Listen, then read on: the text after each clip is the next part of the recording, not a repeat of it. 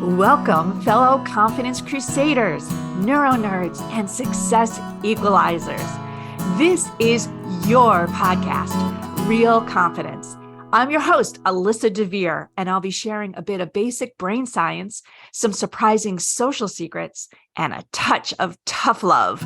Why? Because I believe confidence is everyone's fundamental right and choice. So let's get to it.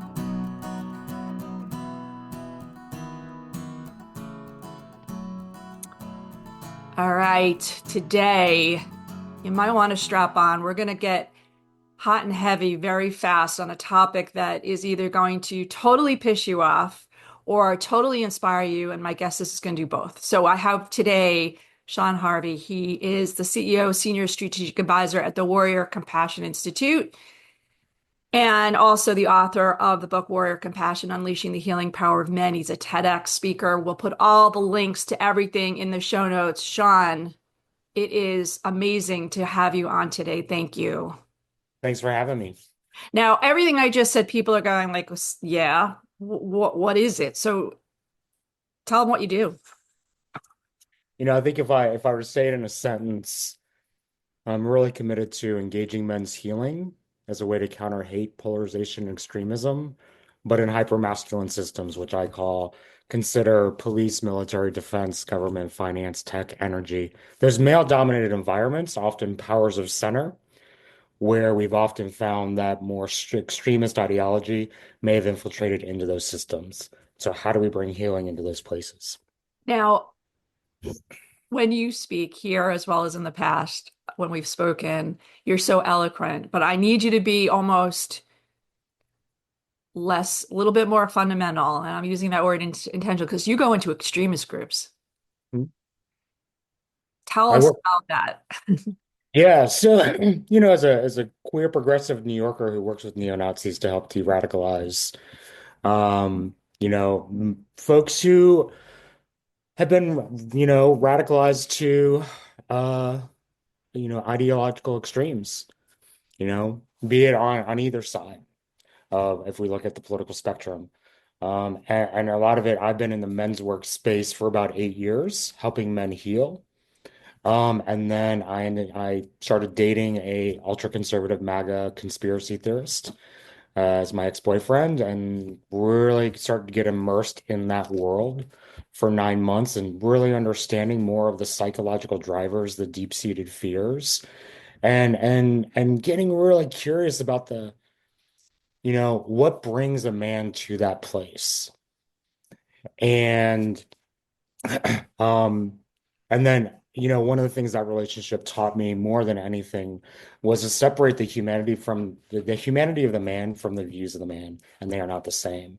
And to get curious about where those views come from while still being able to take a stand for love for the humanity of that man. Whoa, got to unpack a lot of that. A lot. Because first and foremost, the fact that you are brave enough, and I say brave enough, it's not even enough. It's just incredibly brave to tackle these issues in general as, what's driving men to be radical. But you said you're a gay man from New York and you were dating a MAGA proponent who was also obviously gay. Um, so all brave, but when you go into these groups, like when you approach these groups, tell me, how do you do that? Do you tell them that you're gay? Do you tell them that you're trying to transform them? Like what's the approach Yeah, here? great question. So typically it's not that I'm going to go into a Proud Boys meeting or an Oath Keepers meeting. It's not that I'm going to go into the groups. It's more of where do these folks work? And a lot of times it's these cultures of, police departments, defense contractors, these more male-dominated environments where the cultures, because especially the there's not a lot of room for the emotionality or the humanity. They can often, especially in paramilitary organizations, can dehumanize to break you down to build you back up to be able to do the work. And so going into these environments, it's understanding for me, both an understanding of the human condition, understanding psychology and principles of counseling, at the same time, being able to understand how systems work and how these cultures work and see the interrelationship between the individual and the culture. And so I go into those environments, understanding some of those dynamics, and then saying there are other ways that we can start to engage your men. There are other ways that we can start to engage um, with, and I think just over time, I've just started learning some of the more coded language or just understanding of when someone holds these more ideological fringe ideas, but and unfortunately, they're not becoming so fringe.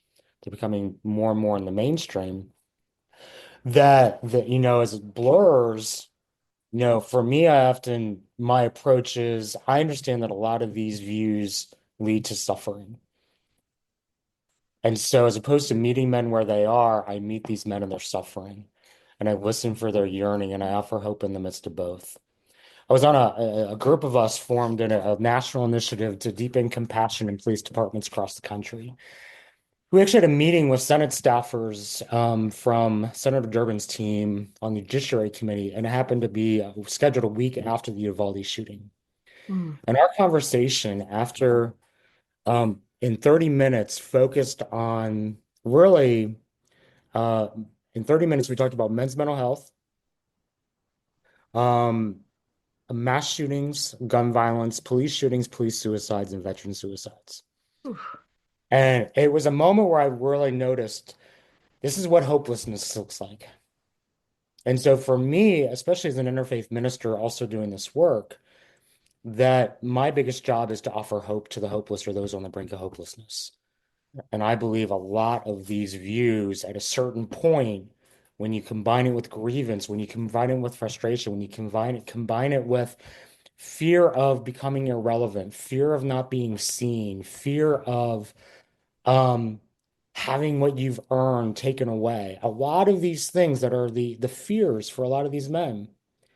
And then a certain event may trigger that next step, and they move from hopeful or holding on to hope to hopelessness. And that's often where we start to see the mass casualty events. That's where we start to see the suicides. That's where we start to see the hate violence. Mm. So being able to kind of see where is that point that good men who have good views and love their families, their communities, their friends, their faith, but also hold ideas based on whatever might be triggering for them that may be moving them in this direction. And so how do we intervene? So for me, the biggest thing I hold is compassion. Ooh. Wow. I mean, wow, double wow.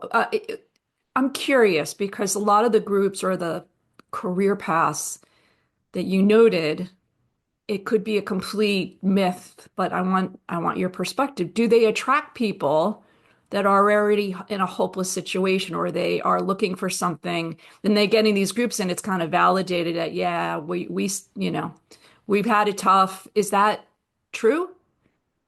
I think it's a combination. I think it's what brings someone to want to work in one of these environments in one of these types of industries or sectors. What is their own propensity? What is male and masculine conditioning in America as we see it today?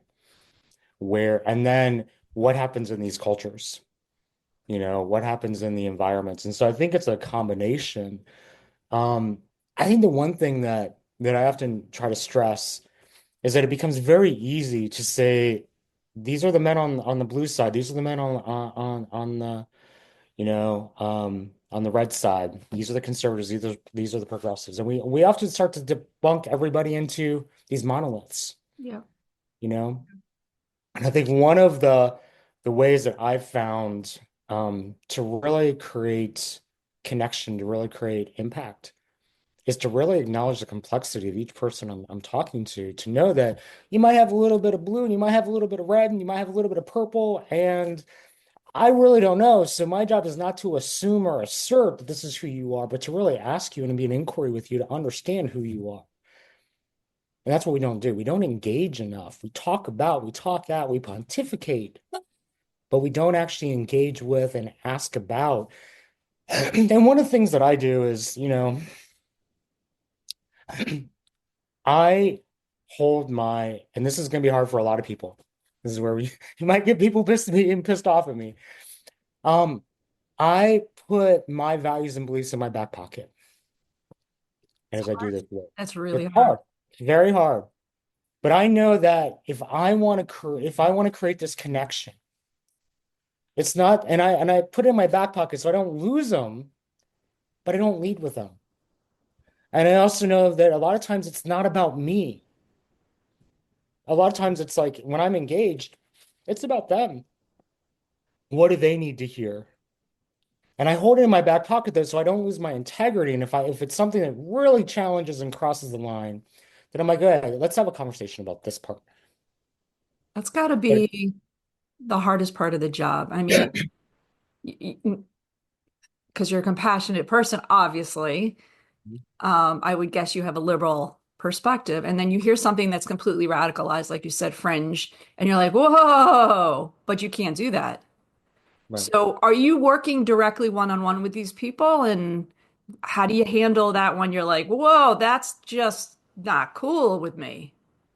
So it's often so much of this is more subtle than that. So much of this is not. It's going to be something where I'll hear it'll be more of a passing comment. And it could be one-on-one, it could be in a group setting and passing. If it's more of like a one-off conversation or a one-on-one, it's a couple of things. One, I have a good stoic face, so I don't necessarily respond. You don't know what I'm thinking. That's part of it. But the other part is I'm like, all right, so if we take that, if it's like some example, and it's like, all right, so if we take that one point. Now, if we look at it another way, if we add on to it and say, now let's look at, a perspective that, if you're talking about one group or one class of people, then I might just offer, okay, and now let's look at if we expand it to this other class of folks, or we to really look at, if it's a non-white perspective they're taking, and I say, okay, now let's bring it back into what does it look like in terms of with white folks as well. And so it's for me, it's how do I not wrong? And that's one of the things that I learned at Eileen Fisher was to never wrong the person in front of me. Well, it's But, only but gonna, yeah, shut them yeah, down and escalate the issue. All right, right, so let me throw a very possible scenario at you, right, and tell me how you'd handle this. right. You're hanging out with maybe a group of these folks, and somebody makes an anti-gay, flagrantly anti-gay comment. Do you address it? Do you acknowledge it? What do you do? Hmm? Yeah, so if it's an ant if yeah, because I'm very strategic about when I talk about or disclose my sexuality, and so I'm usually very matter of fact about it. In terms of I'll talk about someone I'm dating or someone that, something that's going on in my life. And so in that instance, I'll probably go, okay, so now as a gay man, I want to give you my perspective on how that's impacting me or how I just took that in terms of what you just said. And how do they respond to that? Are they in shock? I imagine. No, it's not usually shock. It's I remember I was on a call with a bunch of FBI agents and then I just said, yeah, I'm gonna go to my ex-boyfriend's wedding. And it was just a very matter-of-fact discussion and no one I think because the rapport is already built. And I think part of it and I know I have what I like to call I have package privilege that I have a packaging and an energy that allows me in the door. And it also defies a lot of stereotypes. And so I use that as a way to be able to be the bridge and then also to be able to um, be in the conversations to be able to expand the views, challenge the views. And it's often, if I'm in a conversation, one of the things I don't typically do is I don't typically go issue to issue. I don't go head to head around the issues because that's just going to go into a debate. Yeah, true. And I'll often then bring it from, and I'll often just shift the gears ever so slightly. So if someone's sharing with me, and one of my abilities is I have a large tolerance to hold someone's hate. And so I often envision, because of my ability as a minister, as just who I am, the inner work that I've done to be able to allow me to do this work. And I always envision I have a table in front of me, and I have this person in front of me, and I'm like, all right, because when they tell someone who's like them, it's one thing. If they tell someone who's different than them, it's like going to a confessor. It's like a confession, right? And so I'm like, all right, my friend, put it on the table. I can hold it for you. And they start to just like unload and unpack. That's amazing. And so I'm holding it. And while they're giving me their hate, I'm pushing back love. And I'm doing it through inquiry and questioning to go a little deeper and get a little more. So they're getting it out of their system and we're getting it out in the air. And then as we do that, then at a certain point, I'm like, all right, it's a lot. That's enough. All right. So I got a question for you, my friend. What's in your heart? Where's the love? Where's the fear? Where's the hate? And this one guy in particular who wanted to be the face of the white power movement says to me, well, I don't have any hate. I'm like, let's go. Oh, yeah, yeah, sure. Let's go back over the last 25 minutes. He's like, oh, yeah, I might have some hate. That's what I want to focus on. Let's talk about what that hate's about. Where did that come from? Let's unpack that. And it just took the conversation to a very different place and a very different understanding for him to be able to look at his where he's really at and a pulse check. I did the But same thing. he was willing to do it with you. It Yeah, sounds like you yeah. didn't have to insist. Nobody had to give him an ultimatum. It was It's all voluntary. in, Yes. it's all invitation. I remember I did that with my ex, and we would when we first started dating, and we would have these rage-filled conversations, like rage discussions on politics. And I said, look, Mike, I'm your boyfriend. I'm not here. I don't care what your politics are. I'm not here to change your politics. It's not my job. But given what I do for a living, you best believe I'm going to ask you about the anger with which you hold those views. Let's talk about your anger. And over 9 months, we went from rageful discussions to emotion-free civil discussions around politics. Did his politics change, or was it just his ability to discuss it more His rationally change? ability to discuss his ability to discuss. I think that's one of the things that we have to be clear when we talk about this work. It's not necessarily changing their views to come to the other side. Yeah. It's being able to reveal their own truth to them that is underneath the distortions and the lies and the faulty teachings they bought into to understand their own truth. And so it's not that I'm here to convert someone over to a progressive view. It's that, we, especially as men, are so the to do the inner work is so foreign for so many men, partly because men are just, it's not how we've been trained. It's not that we have as much access as say women do to these types of offerings of personal growth. And there's a lot of stigma for men to do this. And at the same time, what by not doing it, where it keeps us in this place of external comparison. And so we're just operating from this, what's out in the world and how do I react to it? How do I respond to it? How do I compete with it? Versus let me go and find my own inner validation. Let me find my own truth. Let me look at the wounding that has exasperated my views. And also the loneliness, the isolation, and the deep-seated fears that men hold that when unchecked, because they're just keeping it within and they don't have anyone to talk about it with, Yeah. can be exasperated by what we're seeing today. Absolutely. So, given that this is a time in the world, particularly the United States, that we're seeing an exasperation, an extraordinary amount of polarization, and an extraordinary amount of hate. You know, you're one person doing incredible work, but you're one person. So, do you have faith, hope that things are going to get better? And if so, why?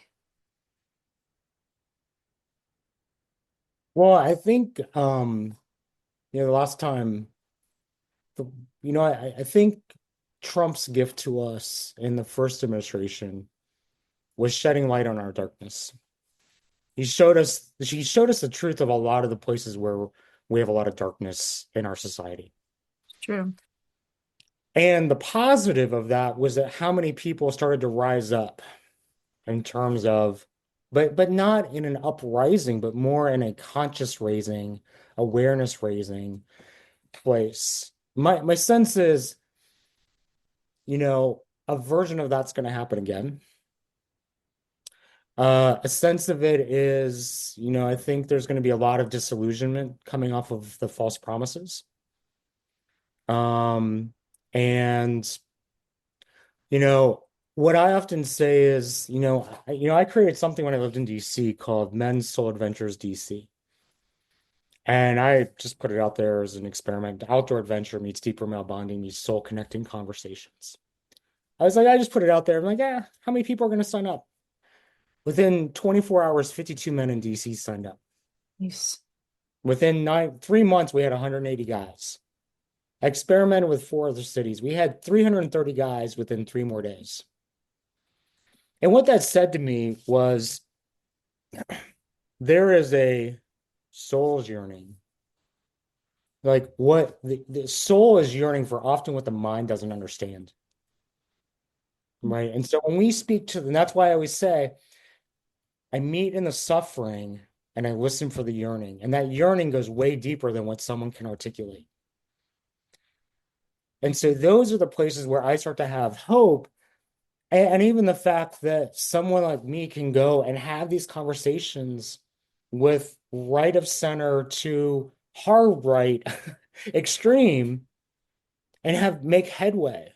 Now let's also be clear, people ask me, so what are your metrics? What's the transformation? I'm like, okay, I think we're looking at this the wrong way. We're taking a training and development outcome-based model instead of looking at it from a personal transformation, walk in the liminal space and understand that what we're really doing is each time someone does something like what I'm talking about, we create an experience for someone else that they'll never forget. And we plant, we put an energetic imprint on each other. We reflect each other's humanity to each other. And we plant seeds that if we want to go spiritual, will germinate in connection with the divine to that person's own journey. But we were part of that by having that, Yeah, that interaction. The absolutely. more we can do that, and the more we can be there for each other. But I do think, the first time I met a white nationalist, we were so, an army vet. We were meditating over the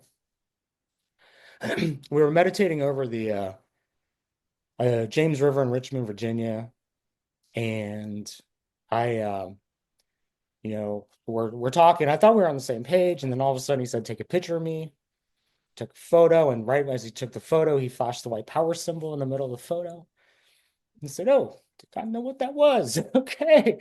I went home, started looking up like Buddhist symbols and, and military symbols, and went to my spiritual guides. I'm like, "Yo, are these my guides?"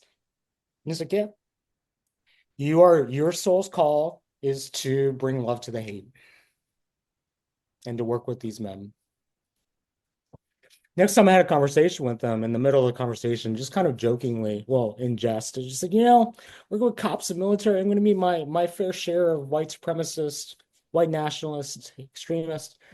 And he got uncomfortably dead silent for about 45 seconds. I said, "Shit. All right, well, what do I have in my toolbox?"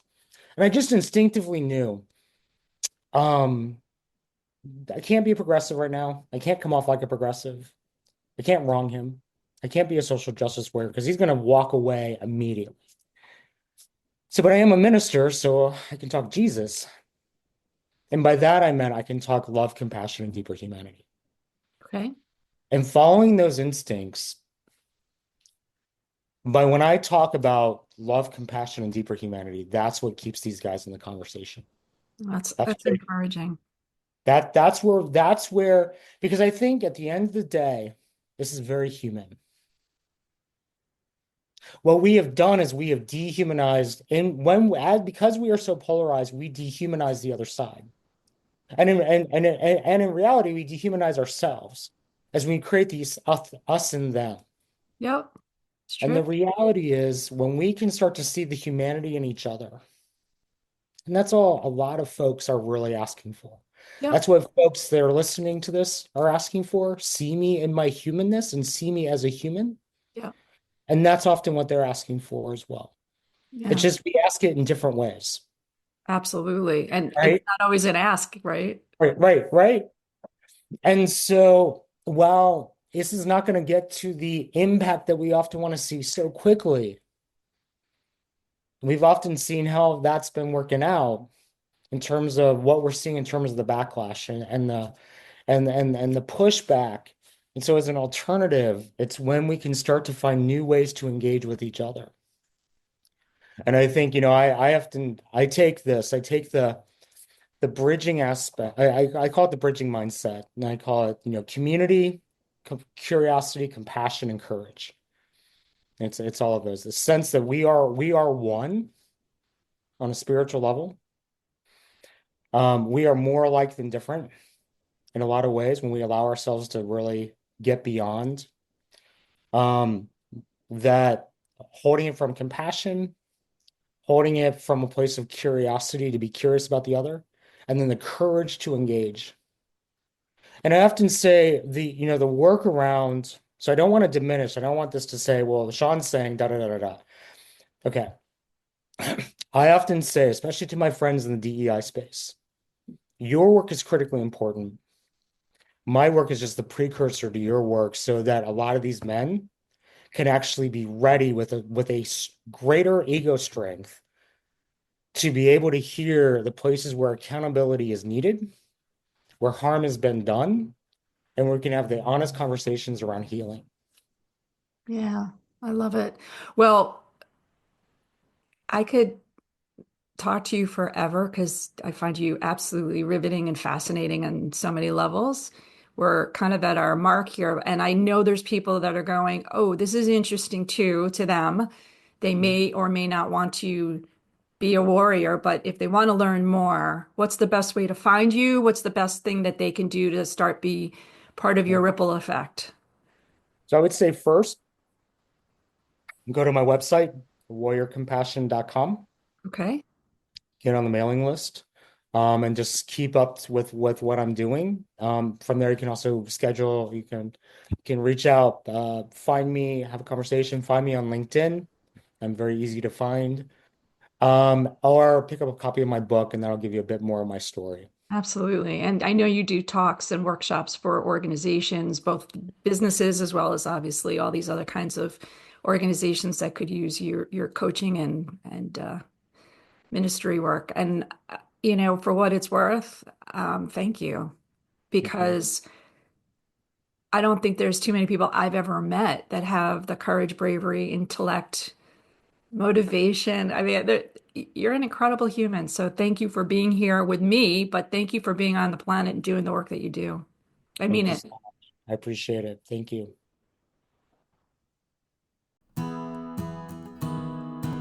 Before we totally wrap up, I want to let you know that full transcripts and show notes for this and other Real Confidence episodes can be found on www.americanconfidenceinstitute.com/podcast. I also want to remind you once again that the best way to get confidence is to give it to others, and you can do it just by liking and sharing this episode on your preferred podcast and social media channels. You can even give me some confidence by noting topics you'd like me to consider for the future.